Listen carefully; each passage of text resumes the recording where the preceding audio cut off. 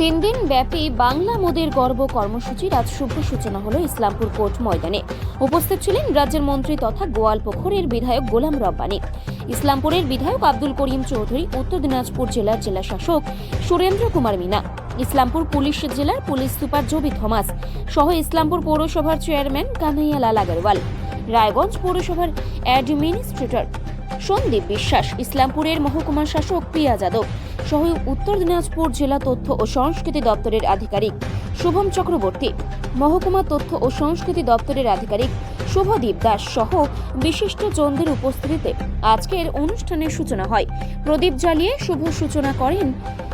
বিভিন্ন নৃত্যানুষ্ঠান, সঙ্গীতানুষ্ঠান অনুষ্ঠিত হবে এই মঞ্চে।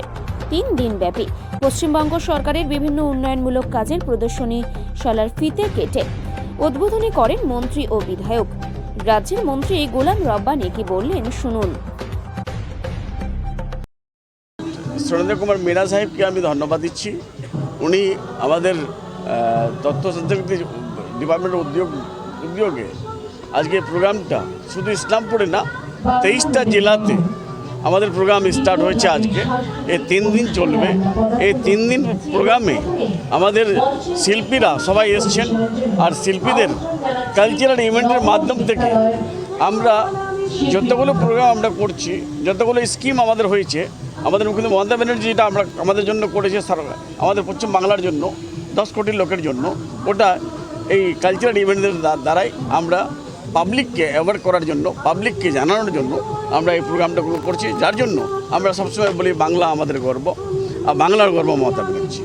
আপনি বললেন আজকে যে মানুষের কাজ করতে এই ধরনের সাংস্কৃতিক অনুষ্ঠান এবং প্রদর্শনমূলক অনুষ্ঠান হওয়া উচিত। এটা তো মাইন্ড ডাইভার্ট করে, একটা মানুষের মধ্যে একটা খুশি আসে, হ্যাপি আসে, আনন্দ পায়, আর সময়টা কেটে যায় ভালো করে। 2 নম্বর, আমরা বিভিন্ন প্রোগ্রামে থাকলে আমাদের মনোরঞ্জন লাইফটা, যেটা আমি বললাম একটু আগে, ওটা এড়িয়ে যায়। যার জন্য 74টা আমাদের স্কিম আছে, 74টা স্কিমের সবকটা ইভেন্ট আপনারা দেখবেন। বিহারে না ইউপিতে কোনো জায়গায় হয় না, শুধু পশ্চিম বাংলাতে। আর আজকে আমি ধন্যবাদ দিচ্ছি আমাদের এমএলএ চৌধুরী আব্দুল করিম সাহেবকে, যিনি আমার জন্মর আগে থেকে উনি এমএলএ আছেন এখানে। 1968 বা 69 থেকে এমএলএ আছেন। আমাদের ওনার সহকর্মী, ওনার বন্ধু সোনাল আগরওয়াল সাহেব আছেন, আর আমার বাবা ইনাদের সঙ্গে ছিলেন, এরা সিনিয়র ছিলেন, ইনাদের সঙ্গে আমি আছি। কাউকে বেরোজগার করবেন না, কাউকে বেরোজগার করবেন না।